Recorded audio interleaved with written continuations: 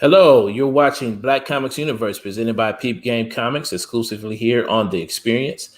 Please help us out by hitting share and giving us a like and a follow. Then make sure to tune in for our original programming 7 days a week.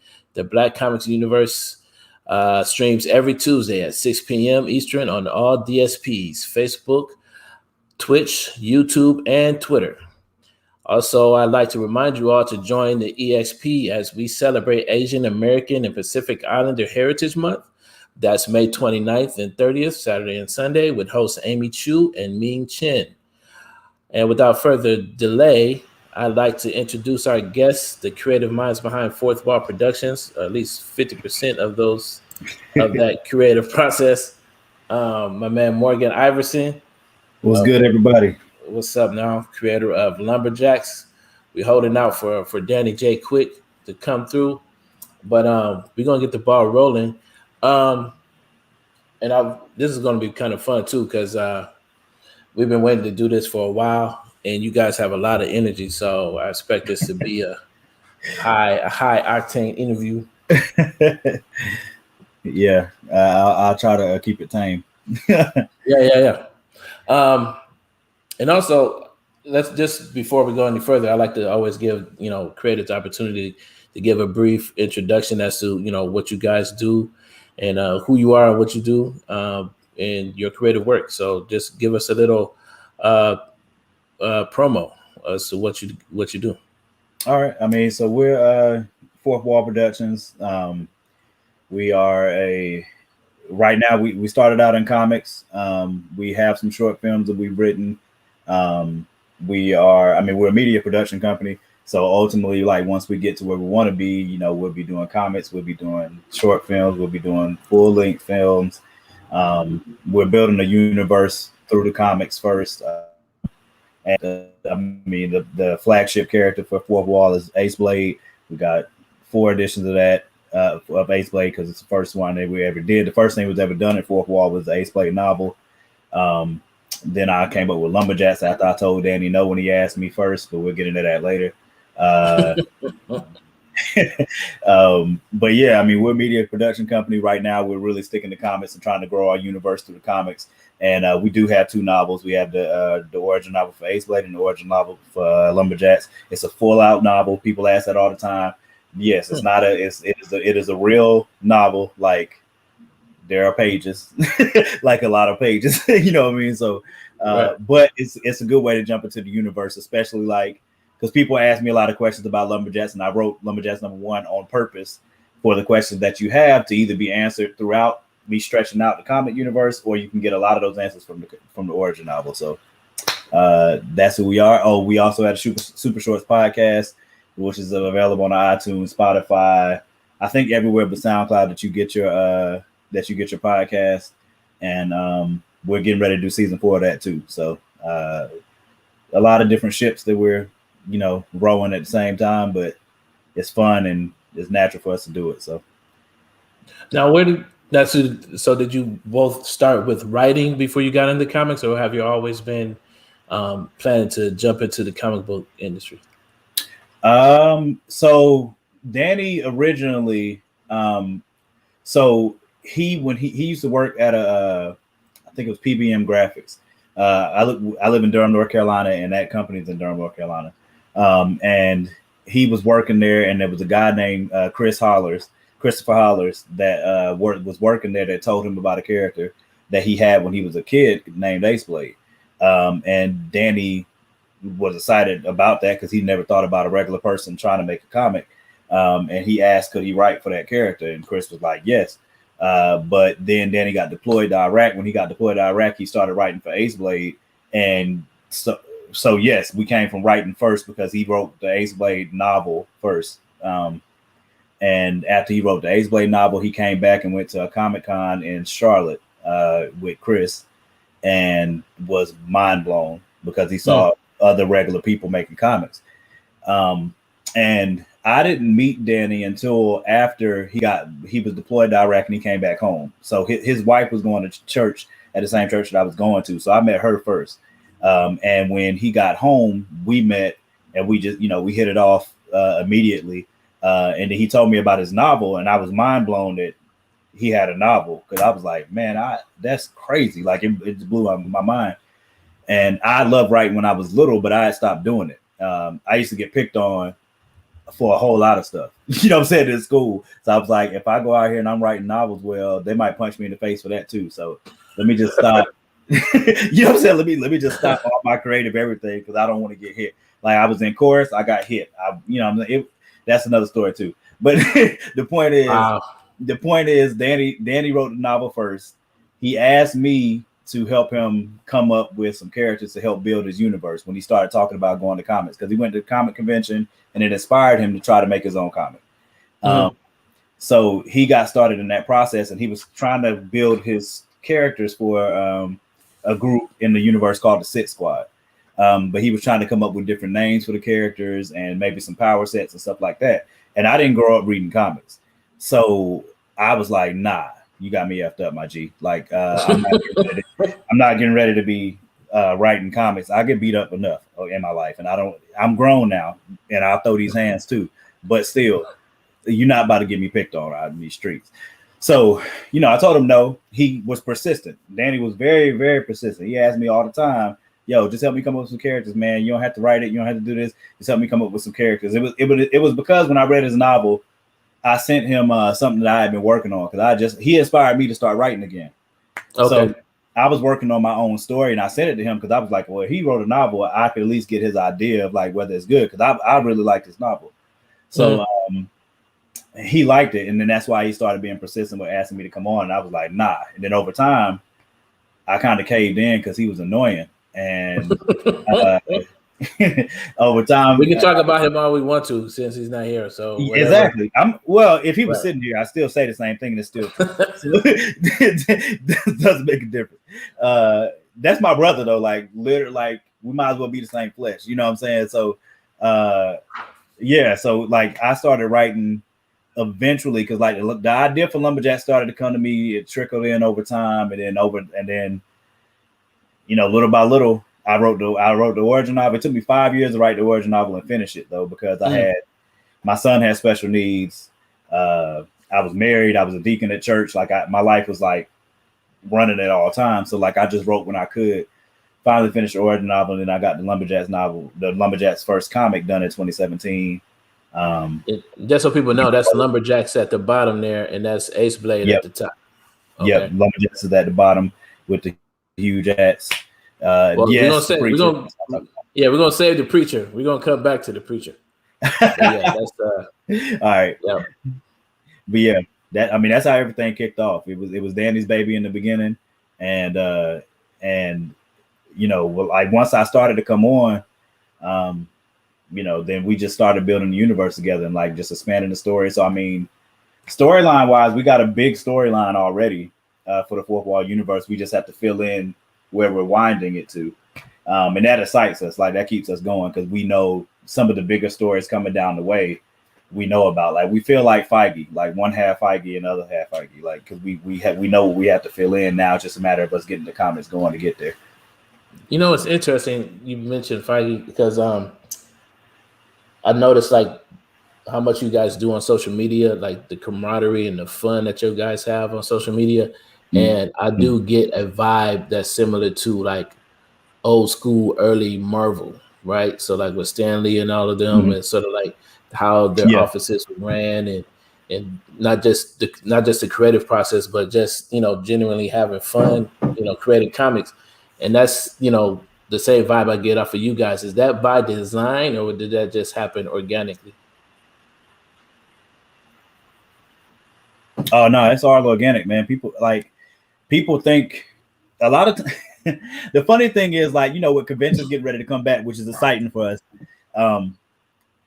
When we talk to people at cons, people think like we rehearsed, what I'm saying, like our pitches or what we're talking about or whatever. But like if you're around us, you know how you can feel people's energy. So like if you're around us or you see us interact, you can tell it's not BS, it's organic. Like me and Danny couldn't have produced the the brotherhood that we have. We couldn't have produced it if we wanted to.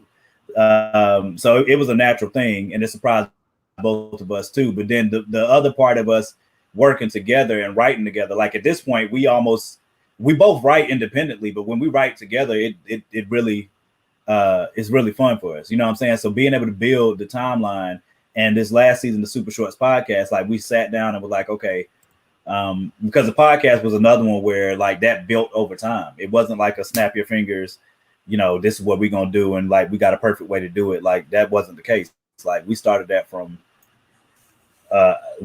Danny was like, yo, we should try to write something every week, like do something that write a short story with like only 250 words, and like try to post something every week just to keep ourselves sharp on writing, because we couldn't come out with comics. We didn't have the money to do it. So we started writing on Wattpad, and we put up a different story every week. And then and the podcast was kind of born from that, because we had all those short stories that we did, but we were like, well, maybe at some point we can narrate them or whatever. We started doing that, and then after we started narrating it, then we were like, all right, well, let's start editing them too. Like let's start posting them, and let's see what happens. So, I mean, it can't hurt anything. And little by little, it grew, and then we just got better at it. And season 4 was the first time we had done them as one-shot stories, and then season 3 was like, okay, all right, I'm gonna write something this week, and you got to pick up from where I stopped the story and write and do something, and then I'm gonna pick up where you stopped and write and do something, and we'll just keep going like that. So season 3, the whole season that you hear, like if you heard season 3 of the podcast, all of that is just us picking up behind each other. We called it Pick Up and Kill It. So we got that from Wow, now you know what I'm saying. So wherever Danny left off, I had to go, and wherever I left off, he had to go. But we had no idea where we were steering the story. So, so this is just you guys on the podcast, like narrating, a short story. Okay. Yeah. So everything that you hear on the podcast is a short story or a short story. So far, everything that you hear on the podcast is short stories that we wrote. Season 3 was the first time that we were writing a connected story together, but it wasn't pre-planned. It was just literally per week. Danny would write something. Now I have to pick up, not knowing where he was going before or where he's ending. I have to pick it up and continue the story. And we did that for the whole season. Season 4 was the first time we were like, all right, we're going to come together with a story together. We're going to storyboard it together. We can get it in our heads together, and then we're going to write it all together. And we're really excited about it. I think we announced the title already. The title of season 4 is Reparations. So when you see that cover, you got Ace Blade, you got Lumberjacks, and then the woman that you see on the cover is the villain of season 4 of the podcast. But that's the other thing we always tell people: everything that you hear from Fourth Wall is interconnected. So listening to the podcast will pay dividends. Listening to the podcast is pretty much like watching Agents of Shield or staying for the ending credit scenes in Marvel, because it is going to come up at some point. I really like the way your approach to this is sort of like you guys are committed to the story just as much as you're committed to the art form of comics, which is cool. Yeah. I'm a comic book fan, but at the same time, I noticed that a lot of companies are, doubling down on being media companies, right? Yeah. Not just about the comic book, but it's also about, basically repurposing these storylines and all these other different platforms, right? Whether it's, I saw a couple of folks who are starting to do audiobooks, Yeah. This has that kind of feel. What you're talking about has that kind of feel to it. The fact that you guys started with the novel, I think that's really smart. I always thought that a lot of independents should do more what they call kitting, like, putting together a kit. Like it's not just a comic book, but it's also comic book, graphic novel, a novel, prose novel, short stories, web comics, of course, and if you can afford it, going into animation and things like that. But being able to translate your story into all these different platforms, I've always felt is like really, really smart marketing. Yeah, I mean it's definitely a goal of ours. He gonna late self right here. This is it's terrible. Be careful, man. Don't run into anything. He's gonna do that regardless. I'm sorry I'm late. Nah, I'm a perfect go live and driver, bro. I don't run into stuff. Go live and driver. He only runs into stuff while he's not on the phone, so it might help him focus. We don't know. That's right. He's a go live and I'm mad. There's a term for it, like go live and driver. He literally just made that up. So we're you came right in time because I was sharing with Morgan that I get the vibe from you guys, like all the camaraderie and fun that you guys have on social media, that you guys remind me of like early Marvel, with Stan Lee and them. It's sort of like, and I was asking him, was that by design or that happened organically? And I was wondering, can you comment on that? Oh yeah, now we don't really like each other in real life. Like that's pretty much true. I mean, but like how with your relatives, if you see them too often, like they get on your nerves. But you can love them from a distance. So it's not just me and Morgan. I mean, it's you part of our family too. Like we see you online all the time doing your thing. Yeah. So we try to poke fun with people like you and Greg and Bailey and like Kyron. Me and Kyron just started a little podcast show where we try to poke fun at people and just try to keep it alive while we can, man. What is it about you guys aren't? It's weird. It's like I followed you guys long enough to know that you guys are rookies, but at the same time, y'all still come off like y'all fairly new. Do y'all feel like that you're still fairly new to this, or do you feel like y'all pretty much vets? I'll let Danny answer first. I kind of feel like in between. Like I feel like that J. Cole song "Middle Child" right now. Like I'm not, the OG in the game, but I'm not the youngster no more. Like we've been doing it long enough to where the actual making comics part of it isn't as hard anymore. But all the rest of the stuff, we're still learning, like the marketing and the branding and the community building and networking and stuff like that. And I just feel like, because at this point we get people in our inbox all the time asking us how to do stuff, and we can give them advice, but at the same time, it's like you kind of gotta go through it to learn it. But we don't want you to make the same mistakes and stuff that we made. But it's tough. Like I feel like we're in the middle. How you feel, Morgan? Yeah, I mean, I feel pretty much the same. Like we definitely been in it long enough to especially on the story creation side. I think we both feel really comfortable with because it's the thing that we probably enjoy the most, and we've been doing it for a while. I think on, like Danny said, the other stuff we're just trying to get better at. You know what I'm saying? And I feel good about it, especially because of what happened with the Lumberjacks campaign. Like the first Lumberjacks we did was in 2017, and we had 42 backers total for that first Lumberjacks campaign, and then the second Lumberjacks campaign, I think we had 236 officially, but we had like 11. We had like 11 pledges canceled. So I think we were at like 249. You know what I'm saying? And it was way bigger success. So I mean, you just grow over time, learning things from your brothers and sisters in the game. Building organic. To me, the most important thing is building organic stories and building organic relationships. Like authenticity means everything to me. So you're not. That's what I was saying earlier. Like me and Danny don't know how to be fake at doing anything. Like even if we scripted something, we're probably gonna go off the script or whatever it was. We don't even know how to stay on script. Almost like it's sad, but it's not though, because it always works out for us. You know what I mean? Right. So I mean, I feel like I like feeling like it's new. You know what I'm saying? Like I like feeling like it's new, but at the same time, we definitely have enough experience now that if somebody asks us questions, we can at least point them in the right direction or point them to the right person that has the answers. A lot of ways.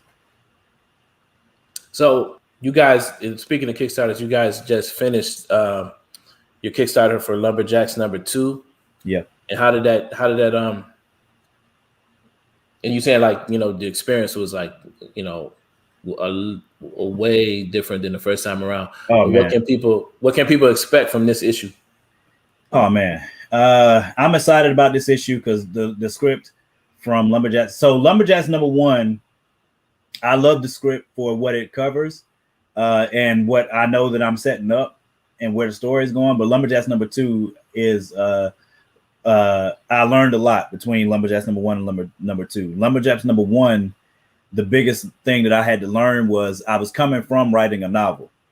So learning to tell more of the story with the page and direct the page correctly versus having all the dialogue on the page was a huge lesson between Lumberjacks #1 and #2. So that was that was the biggest lesson I took away from #1 and #2, because that most people know, like me and Greg Anderson, Elise are like, we will always and forever troll each other, but that's my bro. Like I know that if I need something, I know that I can go to him and get the direct truth about whatever, and he knows the same for me. And me and him had a great conversation about Lumberjacks #1 and Greg Burnham.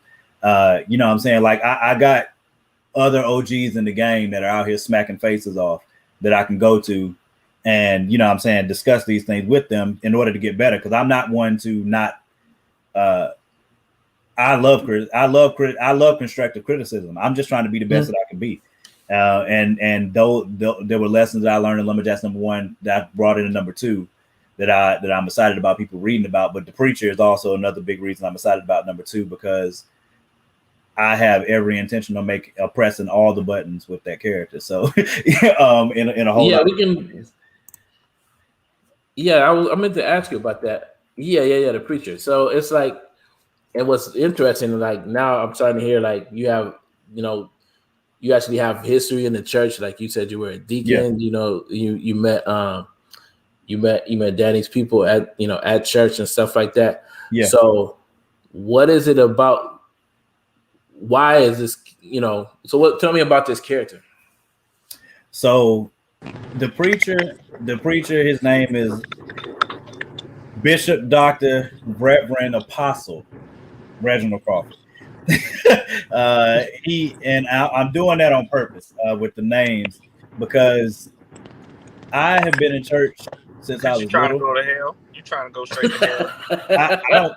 I mean, I'm not attempting to. I'm just, look, all I'm doing is the preacher is an amalgamation of a lot of different things, but my reason for creating him is he comes from the scripture that says that you have a form of godliness but deny the power thereof.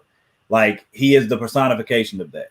Because the preacher has God-given gifts that can't be taken away from him, but he's using them for all of the wrong reasons possible. So, but one of the things that I really go for with the preacher, especially if you hear him on the podcast and when you read his messages when you read his message in the comic, his message is scripturally sound. It always will be, and it always has been.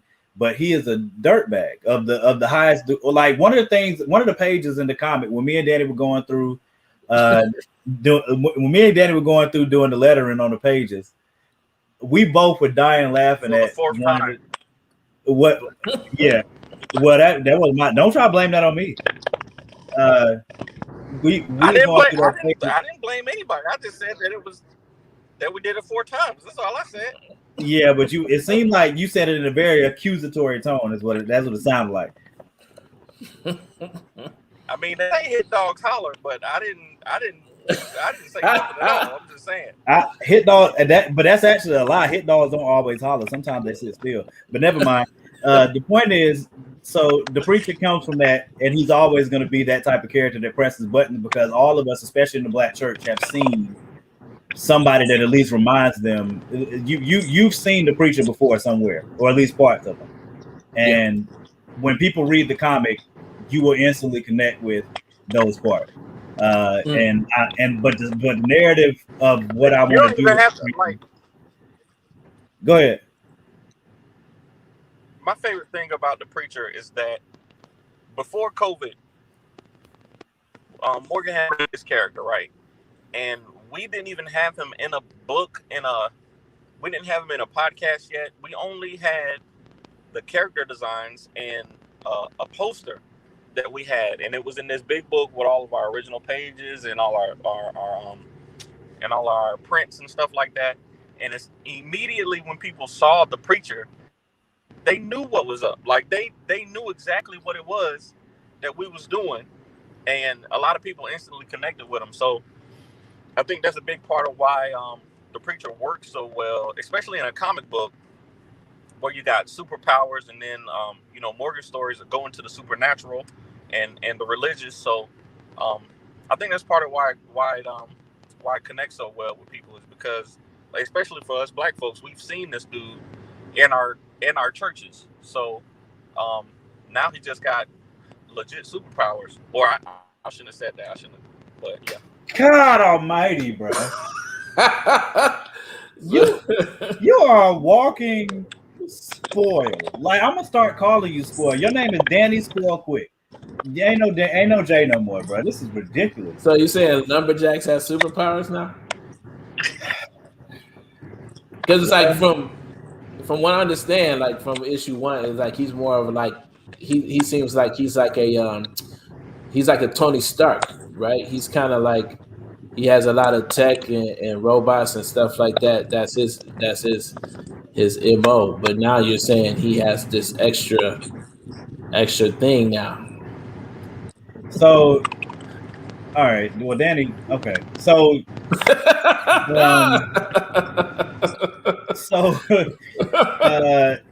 Lumberjacks definitely has abilities that did not come from him, but they did. That is one of the things that I'm driving at with the Lumberjack story. He has. Oh yes, Kyle has fixed your name, Danny, for the episode. I appreciate that, man. Thank you for putting that up there, because that is perfect. Appreciate that. Yeah. Thank you, JD. Yeah, he said anytime you talk about a movie, he's gonna cut you off, and that's smart. Danny's the only person I've ever seen ruin something at 6 o'clock in the morning. He ruined Falcon and Winter Soldier at 6 a.m. on a Friday. And I'm like, how in the world could you possibly mess this up at 6 a.m.? That's insane. It's impressive. All I said was dude had a Black girlfriend. You probably still spoiling it for somebody right now. You ruined it. You ruined it. Anyway, not my fault now. Anyway, yes. So Lumberjacks does have powers. His powers come from his necklace. The necklace's name is Inakori. You learn that from the origin novel. For the people that pledged to the Kickstarter, if you were one of the people that got the novel, you definitely learn that as you read it over time. but you'll also learn it in the comics. It's just going to unfold a little bit more slow. So do you at conventions and events, do you guys sell the novels in print also? I will be going forward. Before, I had to do a redesign of the cover, and we didn't have any more on hand. I had sold them all. So when I get back to conventions, I will have the novels with me. And you too, Danny, the Ace Blade novel? Yeah, he'll have them. Absolutely.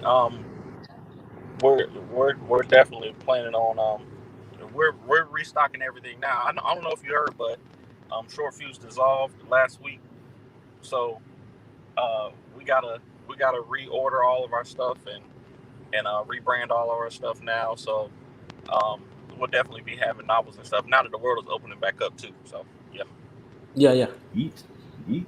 What I was, I've been thinking about the whole the experience you guys had with Short Fuse. It's like, or not just with Short Fuse, but these last. It's for indies. I've noticed like these last 5 to 10 years have been really intense for not indies like specifically with Kickstarters. A lot of successful Kickstarters. I've seen a lot of independent creators grow and really come into their own in this time period. What have you guys learned over this time? Like, what have you, what are you guys are taking? Because it feels like a watershed moment right now with the world opening back up and cons starting. It feels like the indie community got really energized while we were in quarantine. And it feels like this next 2 or 3 years of cons are going to be, mind blowing. So, like, what have you learned? And I agree with you. I'd say we learned. I know for me personally, my time with Short Fuse, the whole reason that I even decided to go with Short Fuse in the first place, we already had I want to say 3 Ace Blade books done. We were working on the 4th one. We had King Supreme done in the progress, and we were working on Lumberjacks. So the making comics part of it, like I said, we had pretty much learned all of that stuff. It was the distribution and the consistently getting our stuff out to people that I needed to work on, that I personally was having trouble with, because I hate logistics, period.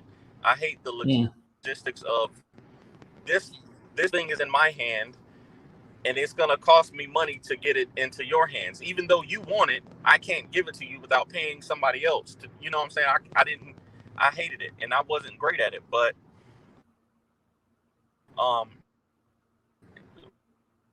in those 2.5 years that we were with Short Fuse, a master of distribution, and he taught me a lot of stuff about keeping our prices down, how to kind of use the system to my advantage and stuff like that. So this next chapter of our life, that stuff won't be as hard for us because of the stuff that we learned there. But then also being able to finding ways to save money at shows, teaming up on tables, and me and Morgan were already kind of tag teaming shows where one of us would be at the table all the time, and then somebody would go out on the floor and meet people and network and stuff like that, and being able wait. Wait. I had to step in because he's trying to make it seem like this is an equal thing.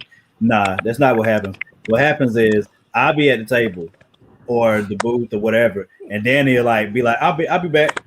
And then he'll walk off to South Africa somewhere, and he'll be gone for like 2 hours, and then come back with a slushie, a donut, a piece of pizza, and some chicken wings. And he'll be eating all of it at the same time. And I'll be like, yeah, we sold this to this, and he'd be like, yeah, man, I saw Stan Lee over there. He gave me an autograph and his phone number. What?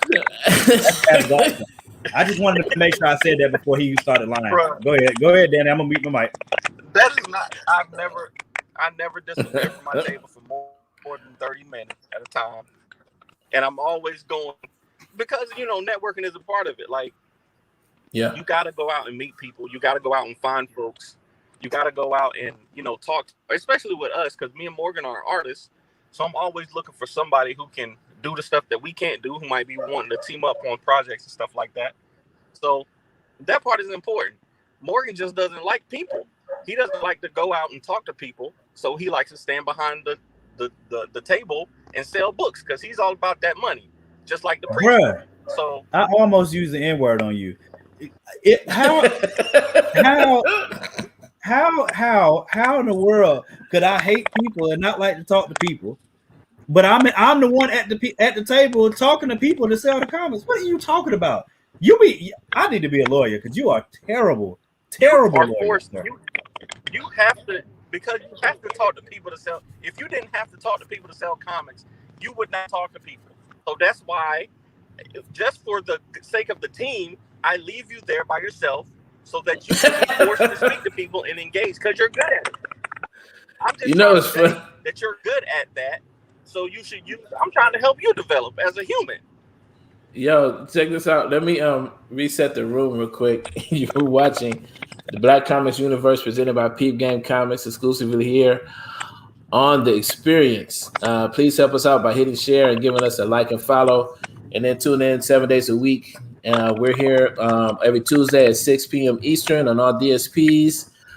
Check us out this weekend as we celebrate Asian American and Pacific Islander Heritage Month with Amy Chu and Ming Chen. Now, back to the shenanigans with these two cats. So, it's funny. Another vibe I get off of you guys, as I was saying, like the vibe I get off of you guys is like early Marvel, where like everybody was having, it's like the camaraderie and the fun everybody, was having at the time. But at the same time, looking towards that's the past, but looking towards the future, I get the vibe and you showing by example, like, you guys are writing novels as well as comic books. You guys are doing short stories on your podcast and stuff like that. So you actually have this thing where you guys are trying to innovate and bring something new to this. Is there anything else new or any other ideas that you feel like, coming into the comic book industry that was missing in the comic book industry? Go ahead, Danny. We'll let you. You should don't lie though. Don't lie. Let him spoil it. Whatever it is, whatever secret. To keep it safe, keep it under wraps. How can I not tell him? You were gonna tell him anyway. If I said don't tell him, you would have told him faster. Just say it, then. Go ahead. No, all I'm gonna say is that. All I'm gonna say is that we are always working on the next thing. Like I said, even though it's really just me, Morgan, and Wally, we still are trying to innovate. Like, you may have seen, not last year, but the year before last, we tried our hand at some short films. So I would say expect something like that coming up. And then also I've already announced that there's a video game coming, but that also, is in the realm of possibilities for us. But I give Morgan the credit for that because he really actually hates comic books. So he never, actually reads comic books or likes comic books. He's never liked comic books. He said that if he didn't have to make the comic books, then he would have to. But I had to beg and plead with him. I said, man, listen, the comics are the foundation. You see, even with Marvel right now, they still rely on the comic book material. So we have to do it. So, because of that, because of his hate for comics, he always comes up with other ideas and stuff to do. And, that just keeps it fresh for us. So, I'm happy about it.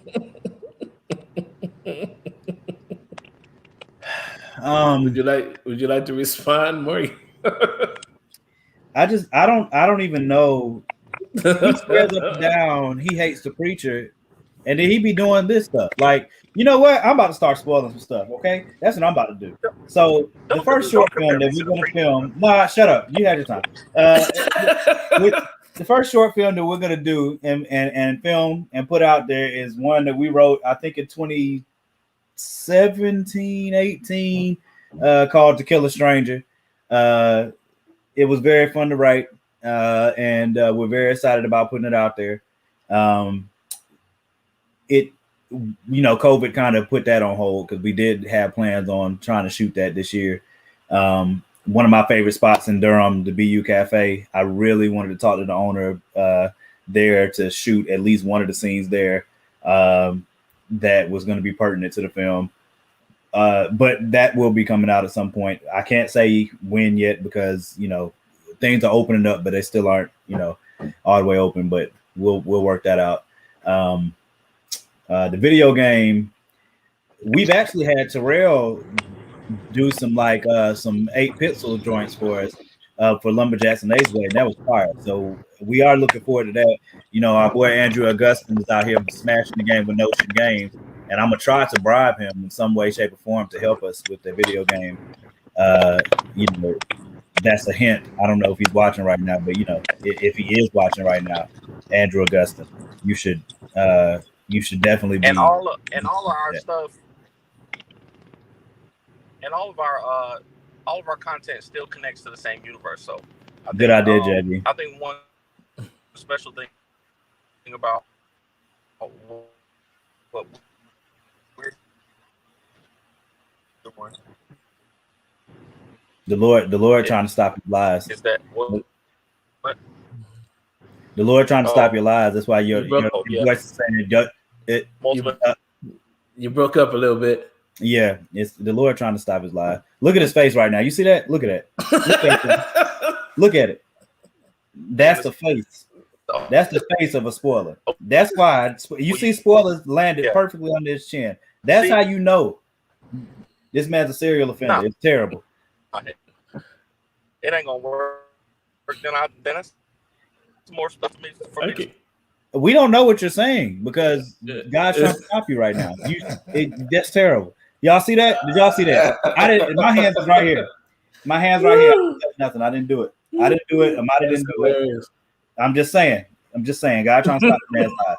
Anyway, so we definitely have all intentions on pushing the envelope as much as we can, but we do know how important it is for us to build a foundation with the novel and the comic because everything is connected. I will say, so I'm going to play spoiler now in his absence, in his brief absence. Hopefully God will send him some Wi-Fi. But in his brief absence, we do have a project coming up called Ballad of the Black Rose that we are very, very excited about that will not be connected to the Fourth Wall universe. It's going to be another universe that we're going to be starting. But I think we're kind of like you brought up animation earlier. One of our other plans is to write the stories that we're going to write. Like we're really focused on getting the content out. But at the same time, we want to make sure that we go back to those comics and the ideas and where we're building things to, and make sure that we write scripts that are ready, that if we get approached by a studio, that we already have it in that format. And Ballad of the Black Rose is one that I feel really strongly this one can go. Like this one can really be one that we take that goes to animation, Netflix, Amazon Prime, whatever deal should come, of course, we're hoping that, but I really feel like that story is cater made for it. It's a black Western. It's a black sci-fi Western set in late 1800s. So I don't give away everything, but I promise you. Late 1850,000. Got it. Yeah. There you go. Yeah. So I promise you that that story is awesome. Danny came up with the original concept. We're going to write it together, going forward to build that entire story out. And we're thinking about whether or not we're going to do it as a comic and just build on it by comics or just come out with one graphic novel. We're still debating on that, but we'll see how it goes. No, it's interesting. And I like that. And I think that's a perfect place to put a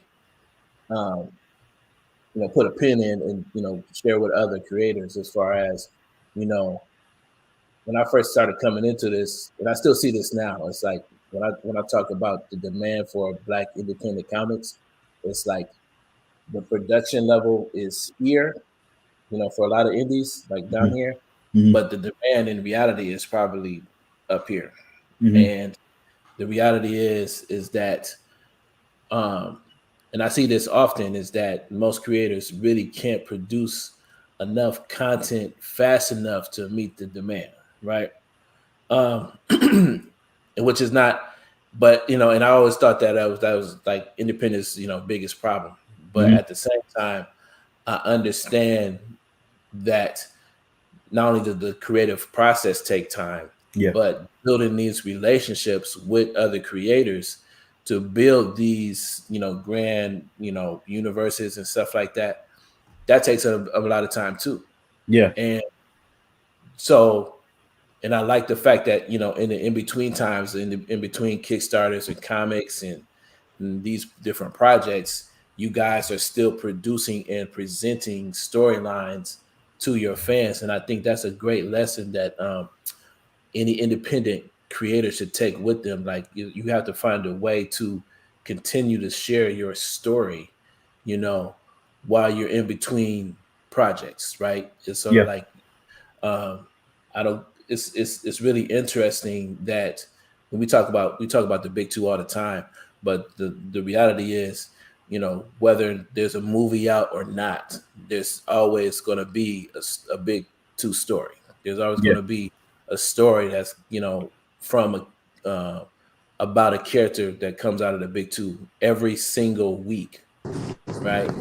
So being able to do that in any shape, form, or fashion that you possibly can, I think is a very important approach, to keeping your story out there, keeping your story fresh, and keeping staying in front of fans. Yeah, I agree. I think especially like another reason for us is because we have so much. Like I said, I mean, me and Dan. The storyline expands as we come up with new characters and new ways to diverge or come up with another story. But our main story, like we have 10 years worth of stuff and comments that we could write. The only issue was, number one, now we've been blessed in the last few years. The guys giving us some upgrades on our jobs. You know what I'm saying? And we make a little bit more, money than we did now. So we can, that can help us pay on the front end for the comments. But then, like, one of the things that I'm really excited about is the camaraderie and the community that's been built and the authentic relationships that we've made, because all of the people that I rock with, we all rock with each other. We all, like, Michael Watson's that's our brother, man. You know what I'm saying? And he goes out there, he goes hard. For Hot Shot, he goes hard for us when we up. You know what I'm saying? We go hard for him. Like, my boys, both Gregs, Greg Burnham, Greg Anderson, Lisa, Marcus Williams. I can name Malachi, Brian. I can name so many people. Lori Foster. There's mad people that I can name right now that it's an authentic relationship there. We always gonna hold each other down. But as we continue to build the community, like, one of the things that I'm most excited about is on Kickstarter. Indie Comics have been smashing on Kickstarters. You know what I'm saying? Like, I don't know what Marvel and DC are doing, but I do know right now the demand for indie comics is up. So if you can create your story, especially if you build authentic relationships, somebody will help you get it funded. You know what I'm saying? So, that's what I'm excited about. And it helps you continue to put the stories out there. So now, at the very least, I tell people, especially people that ask, because they're early on, the reason me and Danny are very excited because we have stories. The hardest part would be if we didn't have stories and we had to come up with them. Like under the gun, you know what I'm saying? Like, under the pressure, like we want to be creators, but we're not creating anything, you know what I'm saying, mentally. And the advantage that we have is that we have a plethora of stories that we want to tell in different ways. So now it's a matter of, okay, how do we get it out? When do we get it out? Scheduling that, and then, trying to find the right partners to get it out as soon as we can. But like I said, Kickstarter has been booming the last 2 years for indie comics. So it's an exciting time. Like how you said earlier that you feel like it's a you didn't say renaissance, but a watershed, like, it's kind of like a watershed moment for indie comics. I agree. Like, I think this is a really big moment, and with things opening up and being as lit as it's getting ready to be this summer, with these conventions opening back up and stuff like that, I'm gonna have my Lumberjacks mask on, you know what I'm saying, and hopefully I don't have to, you know what I'm saying, hit nobody for getting too close. But it might sell a comic. You never know. Violence. Yeah. It's funny. We had a question from Brad Arney. It sounds Brad Swallow. It's like, do you guys have Brad? That's wrong, bro. That's wrong, bro. Like, no, there ain't gonna be no. Nah, ain't gonna be none of that. Ain't no Morgany. Morgany. Come on, yo. Come on. I think Morgany might have to be the one though. Nah, man. I told y'all I got beat up as a kid, and y'all want me to get beat up as an adult too. Come on, man. Like, chill out. I don't know why y'all don't like me, but I like to keep myself unbruised. Nah, we have not come up with a I don't even know what that is, Brad. And it won't be happening either. And JD, is Danny driving? I have no idea where Danny's driving to at all. I'm really concerned because I think he might be a coyote. You know what I'm saying? I'm not trying to snitch on my guy. You know what I'm saying? That's my brother, and we got plenty of stories to create. But I'm concerned though. He has been driving for a long time. I don't know what state he's in, but yeah. I hope he's safe. I think he's all right. No, but we're getting up. He's always driving. He's always on TikTok. I know. How do y'all keep up with all the social media? Because I've been wondering that because I've been like picking and choosing the social media that I concentrate on and sort of like double down. Yeah. But it's sort of like I'm seeing a lot of people like, they try to, have a presence on pretty much all platforms and many platforms as they can handle. Mm-hmm. It's like, what do you think is like the best approach? What's worked for you guys? I mean, for me, so Danny over time, on TikTok, I think he got into, so Danny's TikTok is the Ace Blade, I believe. Let me look and see real quick. Yes, it's the Ace Blade. Yeah, it's the Ace Blade at the Ace Blade on TikTok.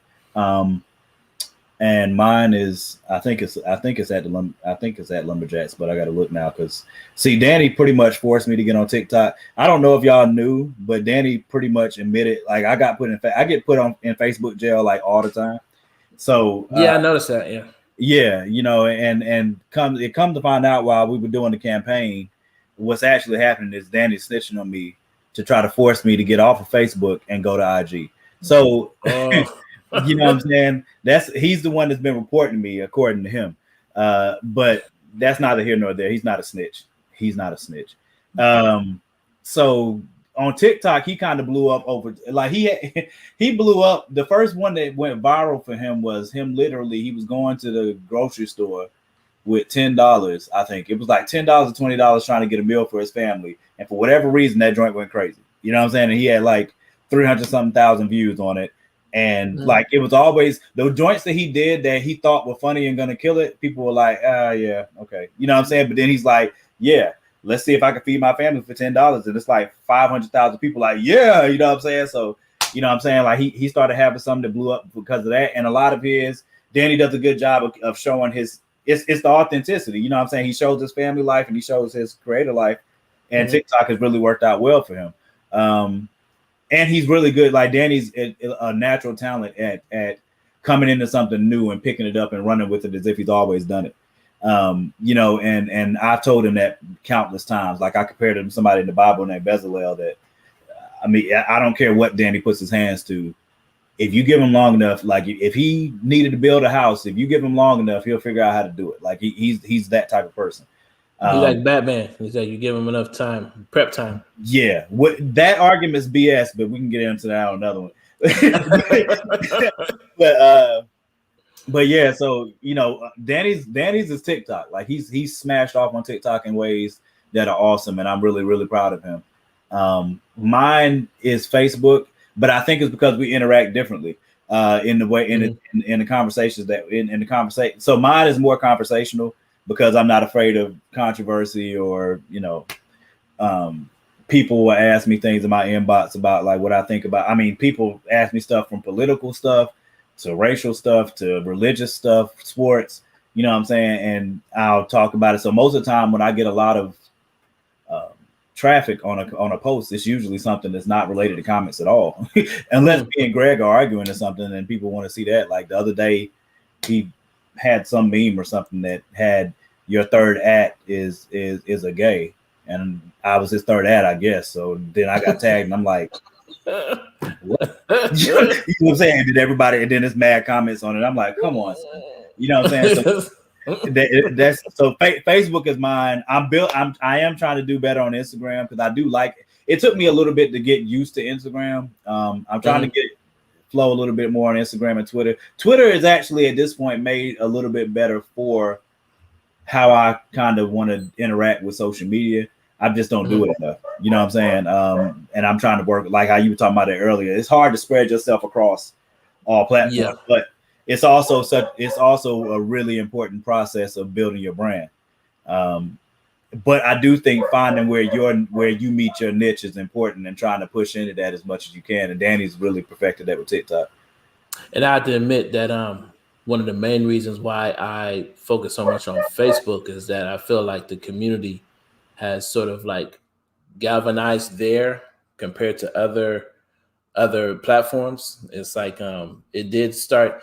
There was a lot of buzz that started early on Twitter, but right now it seems like it's the foundation of it where it is right now is definitely on Facebook, I would say. And that's another lesson, for a lot of new independent creators coming into this. If you want to build not so much, and it might be that, Facebook might not be the platform to build your audience, but it's definitely the platform to build your network. I'll put it to you like that. Build a network of creators. You definitely want to be on Facebook for that. Instagram might be, the platform, or TikTok might be the platform to build your audience. Yeah. But for sure, Facebook is definitely the platform to build your network of. Oh yeah, no question about it. Especially the groups. Like it depends. It depends on your activity in the groups. But I mean, most of my best relationships came off of just organic, somebody posting and us starting a friendship, either because I met them in person at a con or us just having a conversation on it. It's a lot of times it's not even comic related. It's, just conversations that pop off and then y'all build a friendship based on that and run with it. And that's just, naturally what I gravitate to. And Danny, does a really good job of, coming up with creative things or just sharing part of his life, and people really get into that. You know what I'm saying? Twitter will be a good one for me. Clubhouse is another one.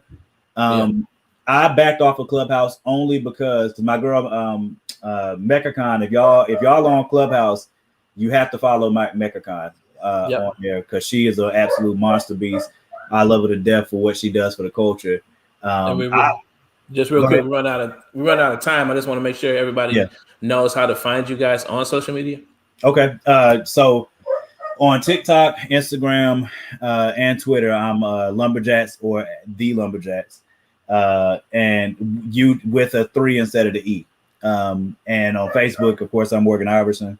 Danny is the Ace Blade almost across all platforms.